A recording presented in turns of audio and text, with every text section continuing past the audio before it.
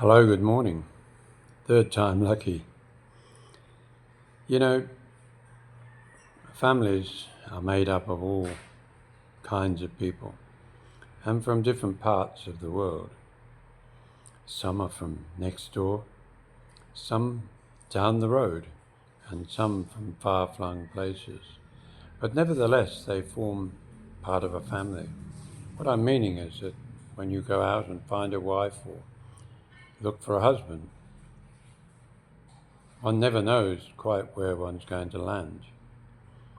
Here in the Philippines, of course, many a family member who has maybe married somebody from outside the region, and therefore her family or his family are enlarged by the addition of the son's family, maybe. Sounds a bit complicated, but it's not really. What it means, what I'm saying, is that new blood often, or mostly, comes from outside. Not always a next door neighbour or a person you knew at school becomes your husband or your wife.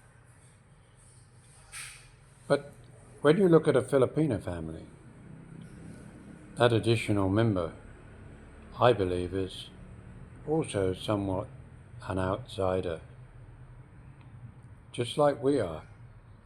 They might not appear to be quite as outside because, of course, they understand the language. They understand the dynamics of the family they just joined. And I've observed it myself in the sense that a son-in-law will arrive at the home. Everybody greets him with politeness, and likewise, the situation is very similar to that of a foreigner arriving at the door. But we are always not quite the same. There's an expression, blood is thicker than water. Sure is. But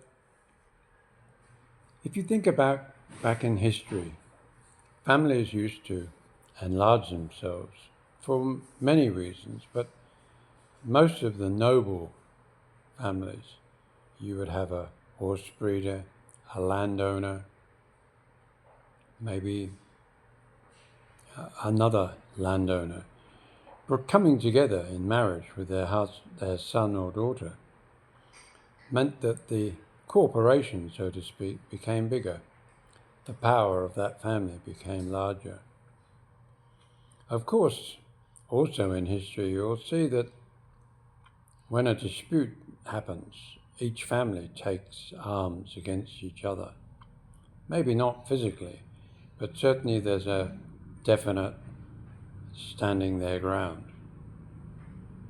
And here in the Philippines, of course, you have to remember that when you come into a family, it's expected that you become, in a sense, the same as the rest of the family.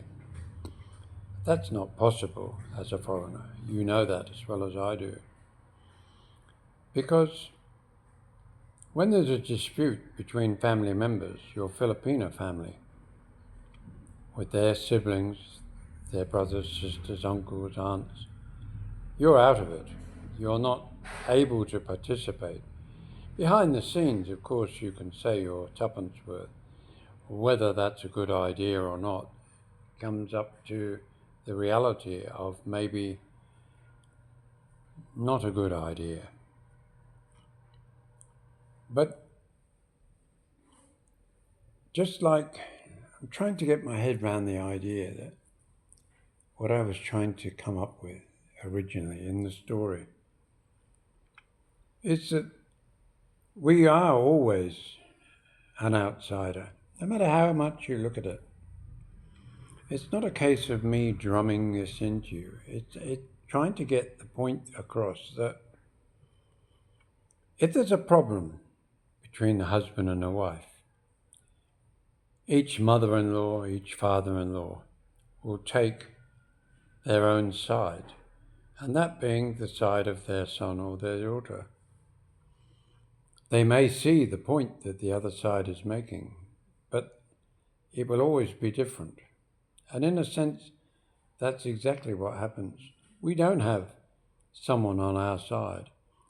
Even our wives are not necessarily on our side, because when it comes to family, don't rock the boat. Many of you might assume that Filipino families are closely knit family members. Yes, there are, but to a certain degree they get on with their lives separately.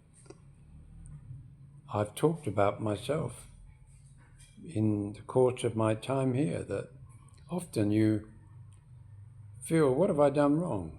They're not greeting me the same, or maybe uncles and aunts will be sort of casually polite, but not as friendly as they used to be. And you know that something's amiss. Now, if you live on a compound where many members of the family, brothers, sisters, uncles, aunts, grandparents, they all live together, but they don't necessarily spend their everyday moment being involved in what's going on in the house next door or the one on that side. It's clearly a case of getting on with life. They may be working all day. They may be home all day, depending on what they're doing. That will dictate, in a sense, the interaction between each other. As a foreigner, of course, you come in and you're seen as an asset to the family in general. There's always this wanting or wish that somehow you'll be bringing good wealth and good fortune to the family. When in fact, you will be, but not quite to their family, but to one member of their family. And it doesn't take long for the rest of the family to realize that. And by doing so, there comes the time now where envy and jealousy gets a hold. And these are the things that can disrupt your everyday life. For no reason of your own, you have no idea why. But maybe your wife might tell you a few months later that so-and-so was annoyed about what you might have done or perceived to have done. But we as family members are, in a sense, disposable. You know, in the West we get married and we had a great relationship with our in-laws, with our sister-in-law, brother-in-law, whatever. But if there's a dispute, that can be soured for a long time, sometimes never resolved. But the issue that I'm talking about is just that, the distancing of yourself from a family. It's true that they care for their family. They'll all come back for a wake, they'll come for a christening, a birth even maybe, a party. You know how they have the parties, one every month for the first 12 months? A lot of parties. And that's part of the Philippine culture. But in reality, once you're out, you're out. There's no stepping back in their minds. You're persona non grata. It's often used to, in a way, expel a person from a barangay when the barangay no longer wants you in their barangay. You can be notified that you are no longer welcome in that barangay, and that might be for a whole lifetime. And strangely enough, there's many a Filipino who will have to move away from where they've been brought up, their family, because of some issue that has become a big issue, and you became a persona non grata. Strange, really. But you imagine what that must do to a family if one family member is no longer welcome in his hometown.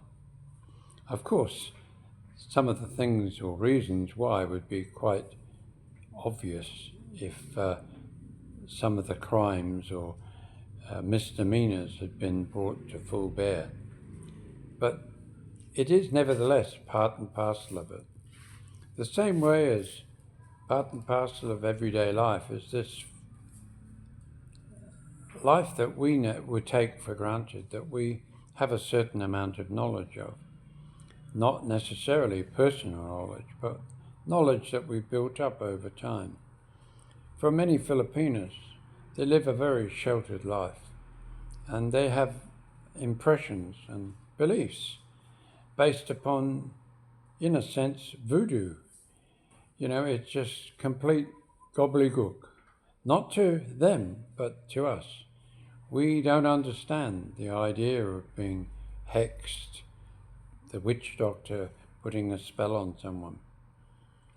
But we must take it as read that sometimes it's so important. It's just like in the West when you hear of a tragic case of someone needing a transfusion, and because of their religious belief and their upbringing, they just simply will not allow it to happen.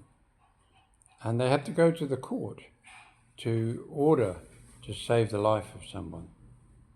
Here, many a life is lost just simply because of superstition and belief. So guys, you have to get your head around the idea that we are always going to be on the outside. It will be difficult for many that consider that, whoa, hang on a minute, I've contributed so much. There's the mistake. If you think about yourself in everything, then you're not going to always find happiness in the Philippines. It's about thinking of others first.